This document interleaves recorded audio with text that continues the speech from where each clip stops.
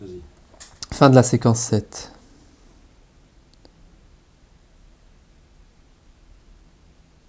Tu t'es inquiété, dis-je. Elle ne répondit pas tout de suite, finit par faire oui de la tête, de mauvaise grâce, en bougeant à peine le cou, dans un léger tremblé des cheveux. Tu étais où, dit-elle. Et comme je lui expliquais que j'étais monté au dernier étage de l'hôtel et que je m'étais baigné dans la piscine, je la vis sourire pensivement. Oui, je sais, je t'ai vu, me dit-elle au bout d'un moment. Tu m'as vu, dis-je. Et elle me raconta alors qu'en sortant de la chambre pour aller chercher elle aussi le fax à la réception, ne m'ayant pas trouvé, elle avait quitté l'hôtel à ma rencontre. Je l'écoutais en silence, je ne comprenais pas où elle voulait en venir. Dehors, elle avait levé la tête pour regarder l'hôtel de l'extérieur. Elle avait cherché notre chambre des yeux au 16e étage. Toutes les lumières de l'hôtel étaient éteintes. Tout le monde dormait. Elle s'était éloignée dans la nuit dans sa robe de collection. Elle ne savait pas très bien où elle allait. Elle errait au hasard au milieu de la chaussée, relevant encore la tête de temps à autre vers la façade lointaine de l'hôtel, lorsque son regard avait été attiré par la rotonde vitrée de la piscine au dernier étage, où il lui avait semblé voir quelqu'un se mouvoir fugitivement. Elle n'y avait pas vraiment prêté attention, mais au moment de rejoindre l'hôtel, elle avait de nouveau levé la tête, et elle m'avait vu alors. Elle m'avait vu distinctement derrière la vitre. Elle était sûre que c'était moi, cette silhouette immobile dans la nuit, parmi les gratte-ciels illuminés. Tu inventes, dis-je. Non, je n'invente rien, dit-elle. C'est toi qui inventes.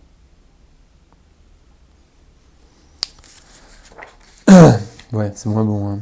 Je la fais une... Vas-y, on redit l'annonce. Séquence 8. Je peux y aller là, séquence... Nous passâmes les portes vitrées coulissantes qui s'ouvrirent automatiquement sur notre passage, et nous retrouvâmes dans l'air frais de la nuit sur le perron désert.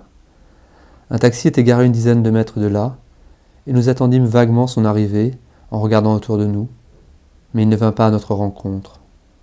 Tout simplement parce que le chauffeur dormait. Nous en rendîmes compte quelques instants plus tard, découvrant son corps allongé dans la pénombre, le siège rabattu en arrière. Nous pressâmes le pas pour descendre les quelques mètres du chemin privé de l'hôtel, et traversâmes la rue en courant la main dans la main, enjambâmes un minuscule parapet pour passer de l'autre côté de la chaussée, nous faufilant entre les branches d'un bosquet nain, en nous écorchant les chevilles aux arbustes. Nous descendîmes au petit trot les escaliers d'une grande passerelle métallique, qui faisait office d'écluse urbaine, séparant les différents paliers de la ville, pour se trouver un niveau plus bas, dans une eau... Je reprends, je refais la phrase. Nous descendîmes au petit trot les escaliers d'une grande passerelle métallique qui faisait office d'écluse urbaine, séparant les différents paliers de la ville, pour se trouver un niveau plus bas, dans une avenue tout aussi fantomatique et déserte, qu'éclairait une rangée de réverbères, qui traçait dans la nuit une ligne de lumière blanche piquetée. Arrivés en vue du Keio Plaza Hotel, dont l'entrée est illuminée de blanc et d'or, nous bifurquâmes dans une rue sombre, et laissant peu à peu le Shinjuku des grands hôtels et des immeubles du bureau derrière nous, nous gagnâmes un quartier plus animé, avec davantage de commerces et de petits restaurants, des courettes dans le noir, des lanternes et des idéogrammes aux enseignes, quelques caissons lumineux éteints dans la pénombre. Parfois, nous passions devant les néons blancs et roses d'une boîte de nuit ou d'un bar à hôtesse, où une grappe de personnes discutaient devant l'entrée, grande rousse vêtue d'un immense ciré rose, en mini-jupe et lèvres pâles, deux hommes émaciés, en costume 3 pièces, en conciliabule à ses côtés, et plus loin, dans l'ombre, désœuvré près des poubelles, la maigre silhouette d'un vieil homme sandwich, dégarni et pensif, une pile de prospectus à la main. À mesure que nous avancions, le quartier s'animait et se transformait. Il y avait de plus en plus de bars et de néons, des voitures qui roulaient au ralenti le long des trottoirs déserts, des odeurs de soupe et de takoyaki, des sex shops, des sous-sols sur lesquels veillaient des rabatteurs et des videurs, petits mecs en costume croisé, ou gros avec des nattes, profils d'estampes et grosses doudounes noires rembourrées. Personne ne prêtait particulièrement attention à notre tenue. Nous nous fondions dans la nuit et les excentricités. Personne ne prêtait attention. Je reprends à personne. Personne ne prêtait particulièrement attention à notre tenue. Nous fondions dans la nuit et les excentricités.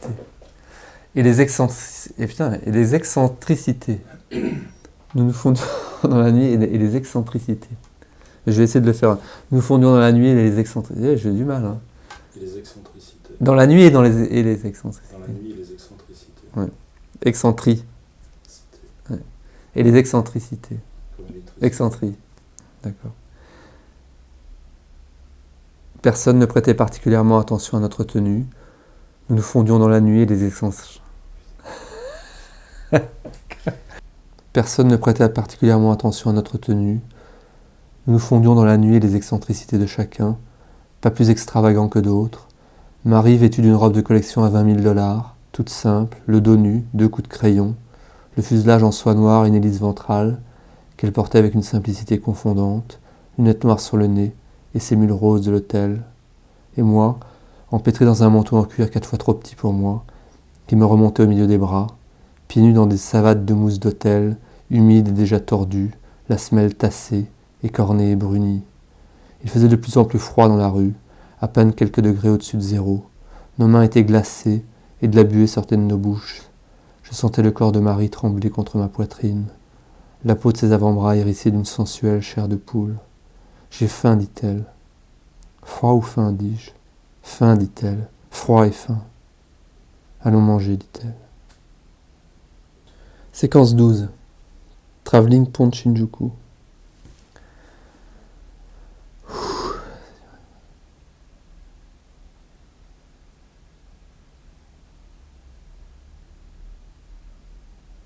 Nous nous étions arrêtés sur un pont, et je regardais le jour se lever devant moi. Le jour se levait, et je songeais que c'en était fini de notre amour. C'était comme si je regardais notre amour se défaire devant moi, se dissiper avec la nuit, au rythme quasiment immobile du temps qui passe, quand on en prend la mesure. Le plus frappant, à observer ainsi les imperceptibles variations de couleur et de lumière sur les tours de verre bleutés de Shinjuku, c'est que le passage au jour me paraissait davantage être une question de couleur que de lumière. Ayant à peine perdu de son intensité, l'obscurité était simplement en train de passer du bleu intense de la nuit à la grisaille terne d'un matin neigeux. Et toutes les lumières que j'apercevais encore au loin, gratte-ciel illuminés aux abords de la gare, traînées des phares des voitures sur les avenues et sur les arrondis de béton des autoroutes urbaines, boules des lampadaires et néons multicolores des magasins, barres de lumière blanche aux vitres des immeubles, continuaient à briller dans la ville, comme au cœur même d'une nuit maintenant diurne. Marie se tenait en silence à côté de moi, et nous demeurions immobiles, comme figés sur cette passerelle métallique réservée aux piétons, qui surplombait en à pic les voies ferrées qui menaient à la gare de Shinjuku. En contrebas, tout au long du ballast, c'était un fouillis de lignes électriques et de câbles à haute tension, de caténaires, de rampes métalliques qui surplombaient les voies. À intervalles réguliers, précédé d'un grondement qui faisait vibrer le pont, surgissait une rame de métro illuminée bondée de voyageurs, parfois un train de marchandises, et de nouveau un monorail blanc qui filait d'un seul trait dans la pâle lumière du jour. Aux abords de la gare de Shinjuku, que nous apercevions au loin, des milliers de personnes se pressaient sous la neige autour de l'entrée principale du bâtiment, dans une gigantesque marée de parapluies qui semblait mue par de lents courants contradictoires, une partie s'engouffrant dans la gare et une autre en sortant, tandis que de multiples sous-courants paraissaient se constituer, de gens isolés qui se frayaient un passage à contresens pour se rendre au guichet ou sortir des bouches de métro. Plus loin, s'élevait un îlot de haute construction métallique, d'hôtels et de grands magasins, au toit en terrasse chargé de néons et d'antennes, le haut des façades parsemé d'écrans géants, qui diffusaient de muettes publicités aux couleurs délavées dans la nuit finissante. Nous étions remis en route, toujours sans un mot, et nous n'avions pas encore quitté le pont, que me tournant vers Marie qui marchait à côté de moi en silence, dans le crachin glacé de neige fondue qui continuait de tomber sur la ville, je m'apprêtais à avoir un geste envers elle, lui toucher le bras ou lui prendre la main, quand j'eus le sentiment que ma tête vacillait, et dans le prolongement même de ce vertige, le grondement d'un train invisible commença à tout faire trembler sur son passage en secouant bruyamment les grillages métalliques du parapet du pont, qui se mirent à trembler de beaux On reprend par rapport. Ouais, il faut que je... Non, je vais essayer de refaire toute la phrase, c'est qu'une phrase, après. C'est tout le tremblement de terre, donc je vais reprendre un tout petit peu plus haut. Nous étions remis en route, je reprends là. Et après, il faut que j'aille jusqu'au bout, parce que c'est une seule phrase. Nous nous étions remis en route, toujours sans un mot, et nous n'avions pas encore quitté le pont, que me tournant vers Marie qui marchait à côté de moi en silence, dans le crachin glacé de neige fondue qui continuait de tomber sur la ville, je m'apprêtais à avoir un geste envers elle, lui toucher le bras ou lui prendre la main, quand j'eus le sentiment que ma tête vacillait. Et dans le prolongement même de ce vertige, le grondement d'un train invisible commença à tout faire trembler sur son passage, en secouant bruyamment les grillages métalliques du parapet du pont, qui se mirent à trembler de bas en haut à côté de moi, dans des gerbes d'étincelles bleuâtres et des éclairs de feu, que je vis soudain sortir de la boîte d'un générateur en contrebas, qui implosa sur place dans une épaisse fumée noire, qui se mit à s'élever sur les voies ferrées, où un train lancé à pleine vitesse freinait en catastrophe pour essayer de s'arrêter, tandis que dans le rapide regard circulaire que je jetais derrière moi sur le pont, au milieu des lumières des lampadaires qui vacillaient, j'ai vu les passants qui tanguaient, comme sur le pont d'un navire soulevé par une vague énorme, brève et violente, certains perdant l'équilibre et luttant pour garder leur trajectoire en accélérant comme s'ils se précipitaient à la poursuite de leur parapluie, d'autres s'accroupissant, la plupart s'arrêtant sur place, comme figés, paralysés, se protégeant la tête avec un bras, avec leurs serviettes, leurs mallettes. Et ce fut tout. Ce fut absolument tout. Ce ne fut rien d'autre. À peine 30 secondes, 1 minute plus tard, passait un moment de panique et d'attente, très dense, où il ne se passa plus rien, où personne ne bougeait. Chacun se regardait, un cartable tombé par terre ici et là, encore accroupi, livide, mouillé de neige, encore prêt à se protéger, à se recroqueviller davantage, s'attendant au pire, à une réplique immédiate, beaucoup plus forte peut-être. C'est la deuxième fois que la terre tremblait en quelques heures, et cela pouvait reprendre à tout instant. La menace était désormais permanente. Les gens se relevèrent peu à peu et s'éloignèrent, se dispersèrent sur le pont, tandis qu'un chien invisible aboyait au loin dans le matin grisâtre. Et Marie, dans un cri étouffé, se précipita dans mes bras et se mit à trembler de tous les membres. Nous fîmes quelques pas, hagards, les vêtements mouillés, avec nos pantoufles tordues et nos chaussettes en laine blanche assorties, et nous trouvâmes refuge dans un renfoncement du pont, une sorte de niche arrondie qui menait à un escalier de secours métallique très abrupt qui descendait vers les voies ferrées. Marie pleurait. Elle pleurait contre moi. Elle était secouée de sanglots. Elle se blottissait de toutes ses forces dans mes bras, les membres tremblants, mouillés de larmes et de neige. La peur extrême qu'elle avait ressentie, la fatigue, l'épuisement, l'exacerbation de tous ses sens depuis le début de la nuit, se traduisit alors par un besoin irrépressible de réconfort, une brûlante envie d'union des corps et d'abandon. Marie dans mes bras, en pleurs, la robe mouillée, les cheveux mouillés, approchait ses lèvres très près de ma bouche et me demandait en tremblant pourquoi je ne voulais pas l'embrasser. Et la gardant dans mes bras, je répondais à voix basse en lui caressant les épaules et les cheveux.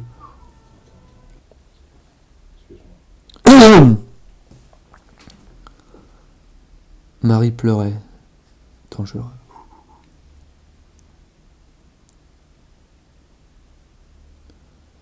Marie pleurait. Elle pleurait contre moi. Elle était secouée de sanglots. Elle se blottissait de toutes ses forces dans mes bras, les membres tremblants, mouillés de larmes et de neige. La peur extrême qu'elle avait ressentie, la fatigue, l'épuisement, l'exacerbation de tous ses sens depuis le début de la nuit, se traduisit alors par un besoin irrépressible de réconfort, une brûlante envie d'union des corps et d'abandon. Marie dans mes bras, en pleurs, la robe mouillée, les cheveux mouillés, approchait ses lèvres très près de ma bouche et me demandait en tremblant pourquoi je ne voulais pas l'embrasser. Et la gardant dans mes bras, je répondais à voix basse en lui caressant les épaules et les cheveux pour l'apaiser, que je n'avais jamais dit que je ne voulais pas l'embrasser, que je n'avais jamais dit ça. Mais je ne l'embrassais pas. Je ne me penchais pas vers elle pour l'embrasser. Attends, je vais reprendre un peu au-dessus. Marie dans mes bras, en pleurs, la robe mouillée, les cheveux mouillés, approchait ses lèvres très près de ma bouche et me demandait en tremblant pourquoi je ne voulais pas l'embrasser. Et la gardant dans mes bras, je répondais à voix basse en lui caressant les épaules et les cheveux pour l'apaiser, que je n'avais jamais dit que je ne voulais pas l'embrasser, que je n'avais jamais dit ça. Mais je ne l'embrassais pas. Je ne me penchais pas vers elle pour l'embrasser et la caresser, la calmer et l'empêcher de pleurer. Et c'était toujours la même question et la même réponse, exactement le même dialogue que quelques heures plus tôt à l'hôtel. Et ce fut avec la même véhémence, la même détresse dans la voix, qu'elle s'écria de nouveau en relevant la tête vers moi. « Mais pourquoi tu ne m'embrasses pas alors ?» Et je ne répondis pas. Je ne savais que répondre. Je me souvenais très bien de la réponse que je lui avais faite alors, mais je ne pouvais pas lui dire maintenant que je ne voulais ni l'embrasser, ni ne pas l'embrasser. Après les instants dramatiques que nous venions de vivre, elle aurait bondi, elle se serait révoltée, elle m'aurait frappé, elle m'aurait griffé le visage. Dans la détresse qu'il avait jetée dans mes bras, c'était la chaleur de mon corps qu'elle était venue chercher, pas la souplesse de me...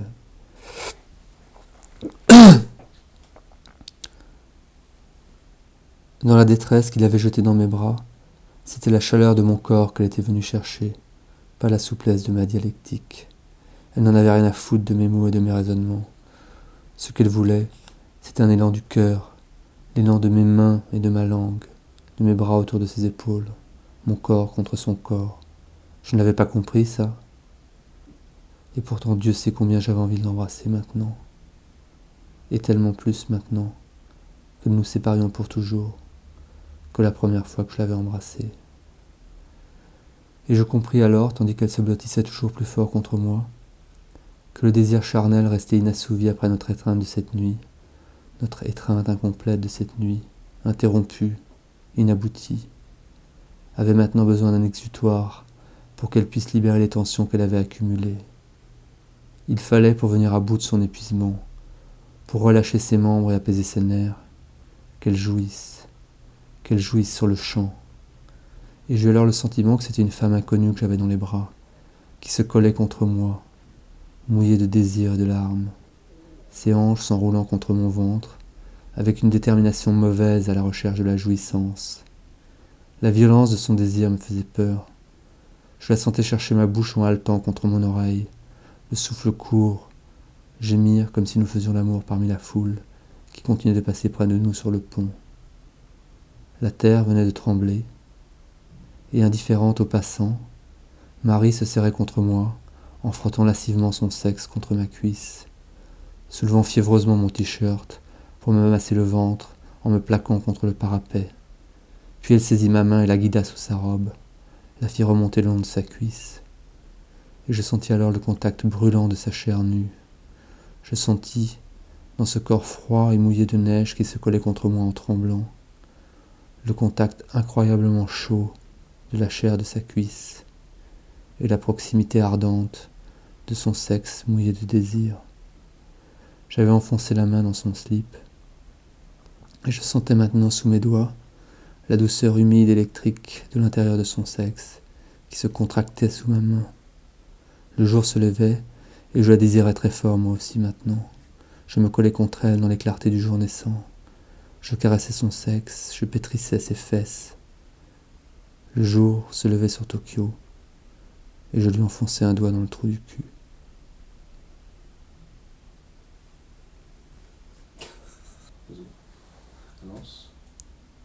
Fin de la séquence 14.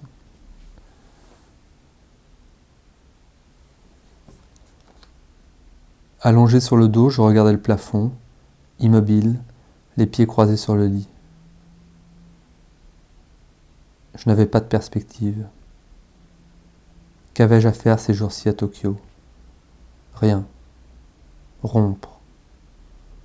Mais rompre, je commençais à m'en rendre compte. C'était plutôt un état qu'une action, un deuil qu'une agonie.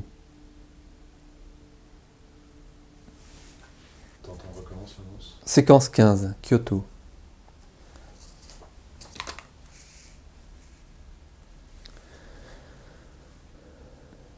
Je quittai la chambre en début d'après-midi avec un sac de voyage qui contenait le minimum, 2 chemises, quelques t-shirts, ma trousse de toilette.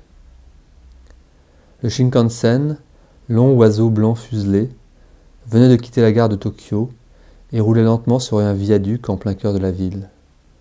J'avais trouvé une place près de la fenêtre dans une voiture non réservée, et je voyais les vitres illuminées des immeubles du bureau qui défilaient au même niveau que le train dans la grisaille pluvieuse du jour. Peu à peu, le train avait pris de la vitesse. Nous avions quitté le centre de Tokyo pour des banlieues qui sont dans le chemin. Je vais reprendre parce que je sens pas trop là. Vas-y, annonce. Séquence 15, c'est le départ à Kyoto.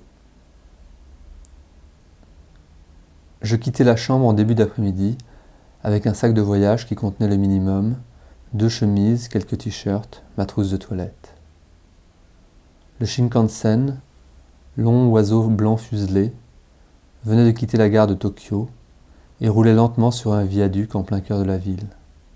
J'avais trouvé une place près de la fenêtre dans une voiture non réservée, et je voyais les vitres illuminées des immeubles du bureau qui défilaient au même niveau que le train dans la grisaille pluvieuse du jour. Peu à peu, le train avait pris de la vitesse. Nous avions quitté le centre de Tokyo pour des banlieues qui s'étendaient dans la brume. Des filets de pluie ruisselaient sur les vitres. Nous longions des zones industrielles et des concentrations de maisons grises aux toits couverts d'antennes. Je regardais par la vitre sans penser à rien, témoin passif de cette compression de l'espace et du temps qui donne le sentiment que c'est à l'écoulement du temps qu'on assise de la fenêtre des trains pendant que défile le paysage. À l'arrivée du train à Kyoto, je descendis sur le quai, regardai autour de moi, hésité. Mon sac de voyage à la main, je pris les escaliers mécaniques et sortis de la gare. Il faisait nuit, je ne savais où aller. Je cherchai un téléphone à pièces et en trouvai un dans une cabine aux portes mal conçues, qui s'ouvrait vers l'intérieur. Je me faufilai entre les battants, que je laissai se refermer dans mon dos, posai mon carnet sur la plaque de métal des annuaires, et composai le numéro de Bernard. J'entendis le faible roulement des sonneries au loin dans le combiné, et au bout d'un moment, je perçus qu'on décrochait. Aussitôt je reconnus la voix de Bernard, qui parlait toujours à voix basse, posément, comme un chuchotement feutré permanent, ce qui donnait un grand pouvoir de persuasion à ses propos, si on les entendait. Je lui dis que j'étais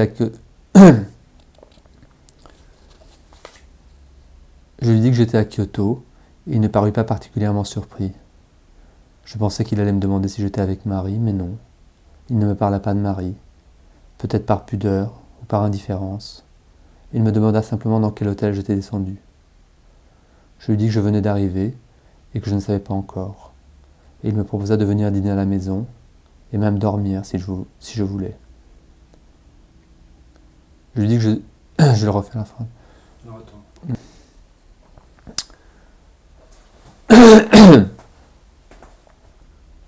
Annonce. Séquence 15, la fin. J'entendis le faible roulement des sonneries au loin dans le combiné, et au bout d'un moment, je perçus qu'on décrochait. Aussitôt, je reconnus la voix de Bernard, qui parlait toujours à voix basse, posément, comme un chuchotement feutré permanent, ce qui donnait un grand pouvoir de persuasion à ses propos, si on les entendait. Je lui dis que j'étais à Kyoto, et il ne parut pas particulièrement surpris. Je pensais qu'il allait me demander si j'étais avec Marie, mais non. Il ne me parla pas de Marie, peut-être par pudeur ou par indifférence. Il me demanda simplement dans quel hôtel j'étais descendu. Je lui dis que je venais d'arriver et que je ne savais pas encore. Et il me proposa de venir dîner à la maison, et même dormir si je voulais. Il me dit qu'il pouvait m'héberger quelques jours. Je le remerciai, j'étais confus. Tu es sûr que ça t'est...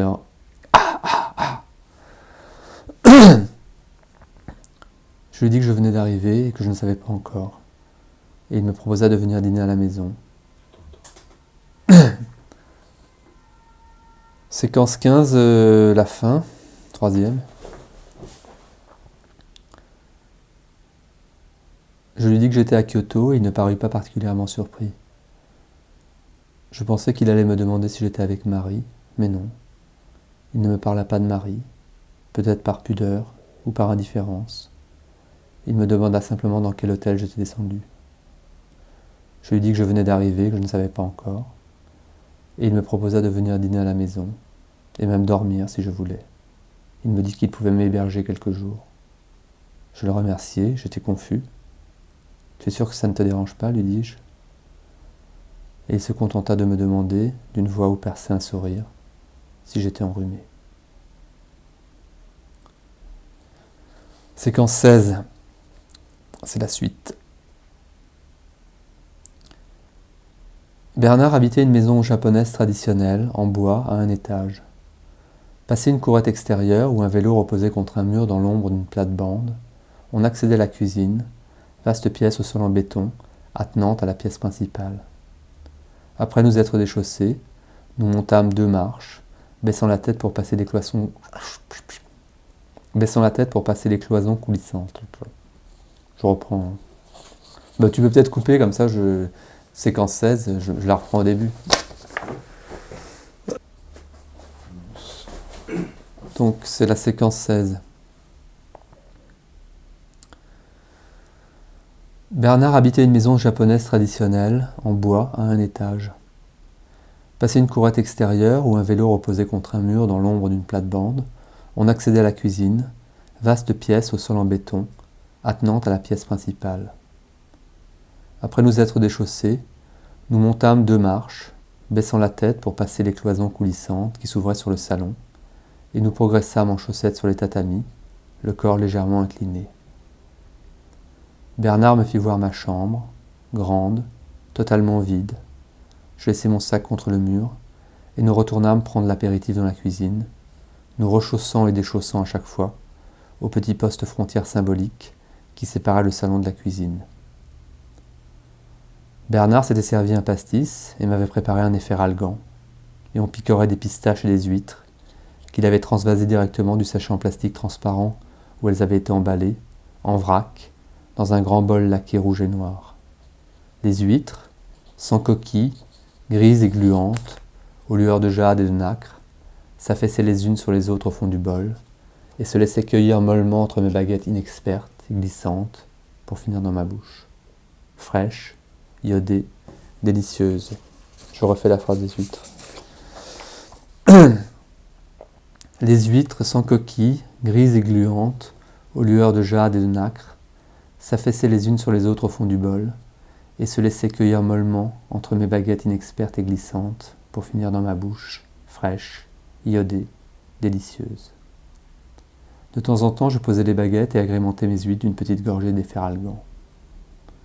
Bernard, qui me tournait le dos en pull zippé, préparait les côtelettes sur un vieux réchaud à gaz à côté d'un évier, que surplombait une tablette remplie d'accessoires de toilette, brosse à dents et lotion, bombe à aérosol, mousse à raser. Retournant les côtelettes et laissant les champignons mijoter sur le feu, il revint vers moi pour mettre le couvert, apporta les assiettes et le pain, et je l'aidai à les répartir sur la table, déplacer une bouteille en plastique de thé oolong, entamée et quelques vieux journaux, que je déposais à côté de moi sur les marches. Nous étions passés à table. Bernard avait apporté la poêle et les 2 raviers de champignons sur la table et avait réparti les côtelettes dans les assiettes de la pointe de sa fourchette. C'est de la pointe de sa fourchette. Je vais reprendre là. De la pointe de sa fourchette. Bernard avait apporté la poêle et les 2 raviers de champignons sur la table et avait réparti les côtelettes dans les assiettes de la pointe de sa fourchette. Pour moi, une seule, je n'avais pas très faim. Il déboucha la bouteille de médoc, nous servit à chacun un demi-verre avec mesure, et me demanda de sa voix douce et chuchotante si j'avais ressenti le tremblement de terre de ce matin. Paraît que ça a été une sacrée secousse à Tokyo, me dit-il, en reposant sur la table la bouteille.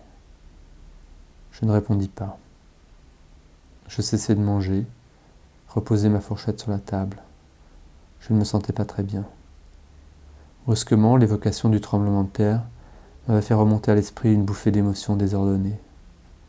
Et bien qu'il n'y eût vraiment rien d'indiscret dans la question de Bernard, cela avait été à peine une question, et pas même personnelle.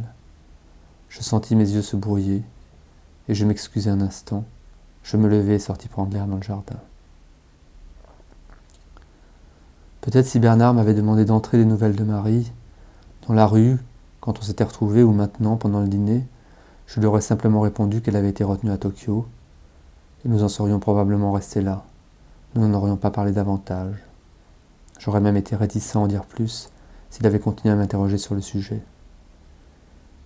Mais dès lors qu'il ne me demandait rien, et que Marie était le seul sujet qui occupait mes pensées depuis ce matin, je n'ai pu m'empêcher d'en parler moi-même le premier, en revenant dans la cuisine.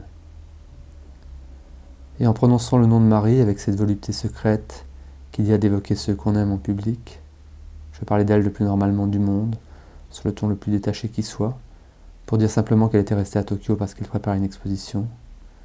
Je ressentis ce léger vertige qu'on ressent à s'approcher volontairement du danger, tout en sachant pertinemment que je ne risquais rien, car j'étais le seul à connaître l'issue déchirante de notre relation. Je demandai à Bernard si je pouvais envoyer un fax, et Bernard, posant ses couverts sur la table, disparut dans le salon pour aller me chercher une feuille de papier et de quoi écrire. Il revint dans la cuisine et me tendit un bloc de papier et un pinceau. Par facétie. Il revint dans la cuisine et me tendit un bloc de papier et un pinceau. Par facétie, avec un sourire prudent, si d'aventure je voulais calligraphier mon fax. Je souris et pris le pinceau. Oui, pourquoi pas, dis-je. J'écartai mon assiette sur un coin de la table, et m'emparant du pinceau, je me mis à tracer maladroitement mon message en épaisses lettres d'encre noire.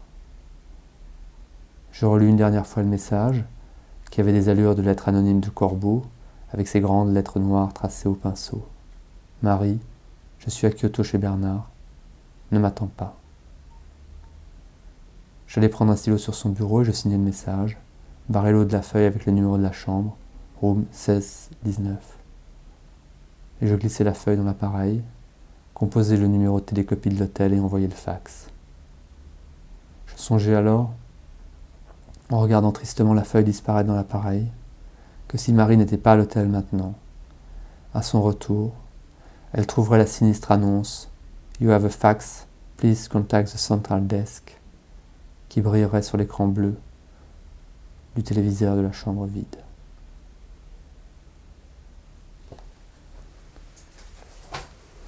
Punto. Je fais le passage. Insert d'un passage où je l'ai dit, je l'avais mal prononcé. Je refais la phrase.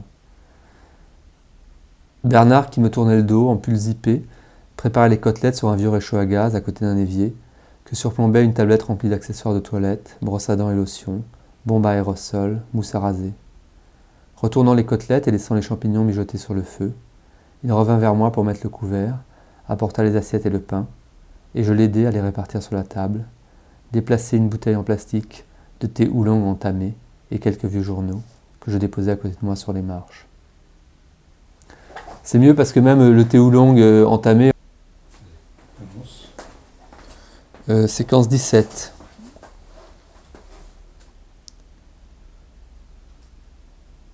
Le lendemain, je me réveillai dans une maison silencieuse. J'étais couché sur un futon au milieu d'une pièce vide et inconnue, aux couleurs naturelles et passées, paille et riz, et je respirais difficilement. Mon rhume semblait avoir gagné le front et s'être propagé au sinus. Il faisait glacial et humide dans la pièce, et je ne me levai pas tout de suite. Je restais étendu sur le dos, à écouter la pluie tomber, plus légère et pourtant étonnamment bruyante, comme amplifiée par les résonances des surfaces creuses sur lesquelles elle tombait, qui rebondissait dans un murmure permanent d'éclaboussures sur les tuiles, d'écouter des chéneaux et des branches. J'entendais même, de temps à autre, l'infime explosion d'une seule goutte sur l'arrondi d'une pierre. La chambre donnait sur une coursive intérieure aux parois vitrées qui faisait le tour de la maison. Et de mon lit, allongé au centre de la pièce, je voyais un petit jardin avec de la mousse et quelques arbustes, une étroite bande de ciel gris, au-dessus d'un toit de tuiles bleues en forme de pagode. Le jardin baignait dans une brume lourde et basse, qui stagnait en suspension dans l'air gris et humide. Je me penchai hors du lit pour prendre ma montre et lus 11h15 sur le cadran. Une heure qui ne correspondait à rien pour moi, qui n'évoquait rien de particulier. Il aurait pu être 8h ou 3h, cela serait revenu au même. Je n'attendais d'ailleurs rien de précis, d'aucune heure.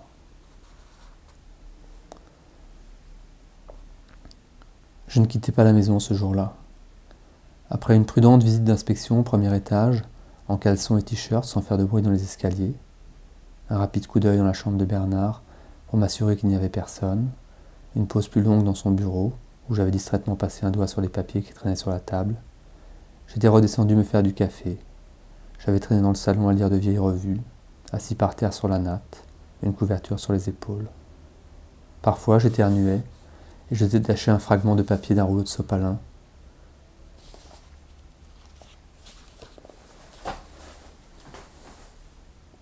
Tu vois, pour les...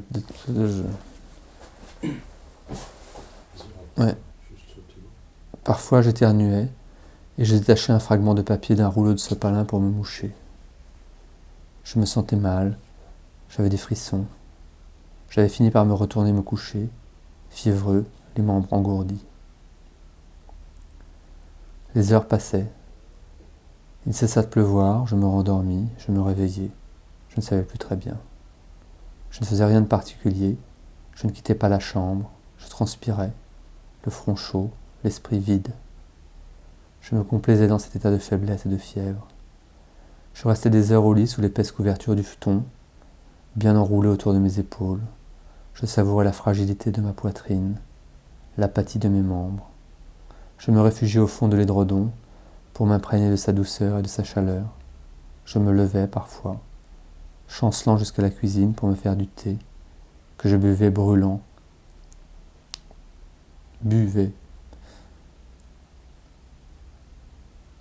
Je restais des heures au lit sous l'épaisse couverture du futon bien enroulé autour de mes épaules. Je savourais la fragilité de ma poitrine, l'apathie de mes membres.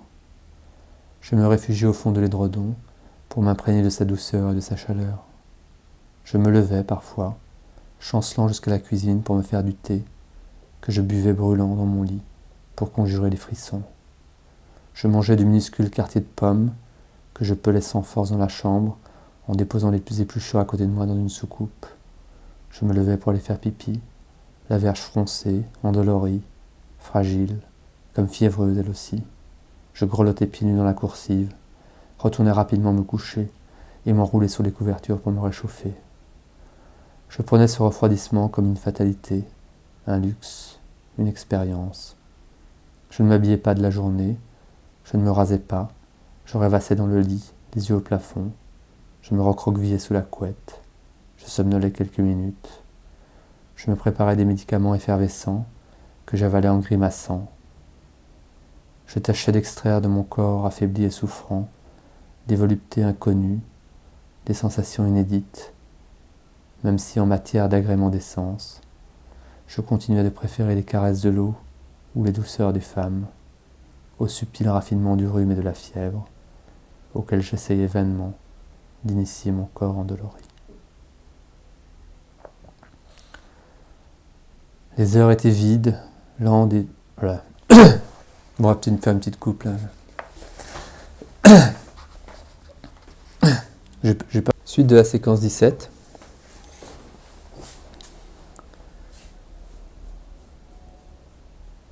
Les heures étaient vides, lentes et lourdes. Le temps semblait s'être arrêté. Il ne se passait plus rien dans ma vie. Ne plus être avec Marie, c'était comme si après 9 jours de tempête, le vent était tombé. Chaque instant avec elle était exacerbé, affolant, tendu, dramatisé. Je sentais en permanence sa puissance magnétique, son aura, l'électricité de sa présence dans l'air, la saturation de l'espace dans les pièces où elle entrait. Et maintenant plus rien. Le calme des après-midi, la fatigue et l'ennui, la succession des heures. Cela dura presque 48 heures ainsi. Le premier jour, je ne vis pas Bernard, et le second à peine, très brièvement, en début d'après-midi.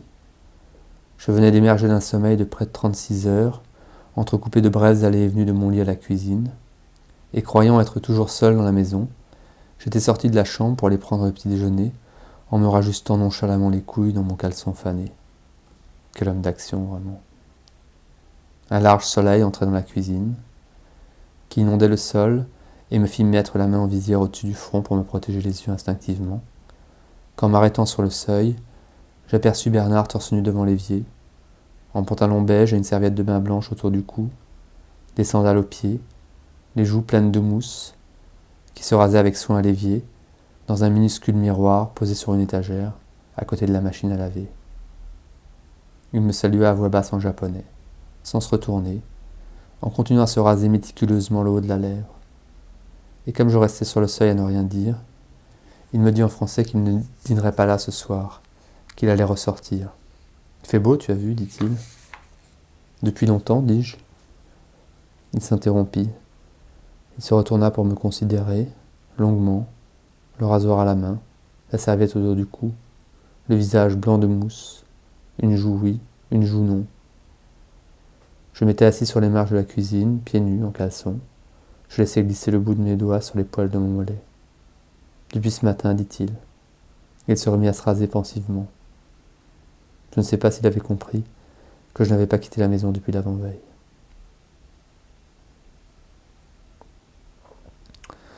Séquence 18.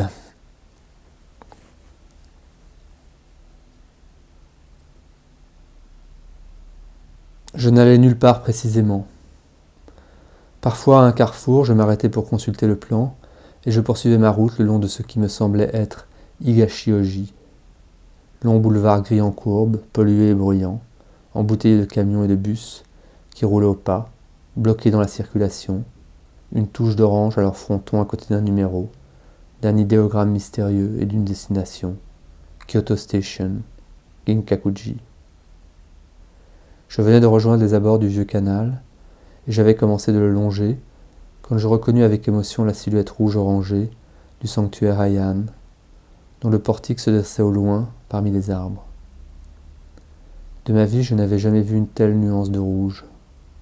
Cette couleur indéfinissable, ni rose ni vraiment orange, ce rouge dissous, crémeux, exténué, le vermillon du soleil couchant de certaines nuits d'été, quand l'astre rond à l'horizon, pâle et jetant ses dernières lueurs orangées, s'enfonce lentement dans la mer, au-dessus d'un ciel bleu clair, presque laiteux. L'auberge où nous avions séjourné avec Marie se trouvait à 2 pas de là. Nous passions par ici tous les jours à l'époque. Tous les matins, nous traversions le petit pont de bois, rouge-orangé, qui enjambait le canal. Je refais cette phrase. Nous traversons le petit pont de bois rouge-orangé. L'auberge où nous avions séjourné avec Marie se trouvait à 2 pas de là. Nous passions par ici tous les jours à l'époque. Tous les matins, nous traversions le petit pont de bois rouge-orangé qui enjambait le canal. Je traversais le pont dans la lumière déjà déclinante du jour, et je sentais que je me rapprochais des ombres du passé. Les lieux me devenaient familiers. Je reconnus le musée d'art moderne et un banc où nous étions photographiés. La nuit tombait quand je m'approchais de l'auberge, et je fis les derniers mètres dans une lumière crépusculaire. On apercevait des traînées roses et noires dramatiques dans le ciel, au-dessus de l'avenue qui passait au loin. Un chemin de pierre plate, de dalles espacées serpentant dans un jardin de mousse, menait à l'entrée de l'auberge, qu'éclairait une unique lanterne de pierre. Je m'étais arrêté au milieu du chemin, debout dans l'ombre des bosquets, les mains dans les poches de mon manteau. Je regardais la façade silencieuse de l'auberge, je guettais un signe du passé, un son, une odeur, un détail particulier.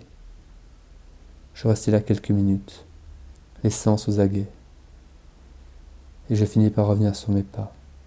Je n'avais rien à faire là.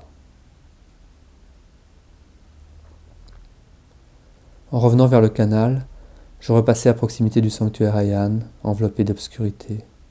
La couleur rouge-orangée du portique s'était maintenant comme atténuée de nuit.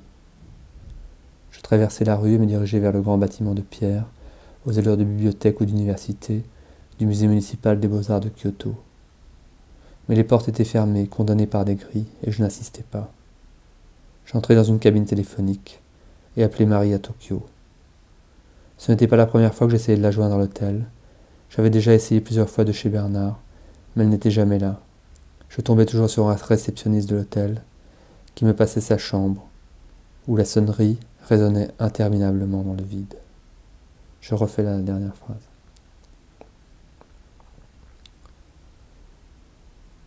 Ce n'était pas la première fois que j'essayais de la joindre à l'hôtel. J'avais déjà essayé plusieurs fois de chez Bernard, mais elle n'était jamais là.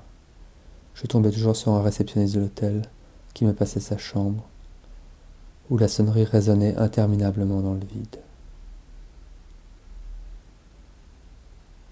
Point.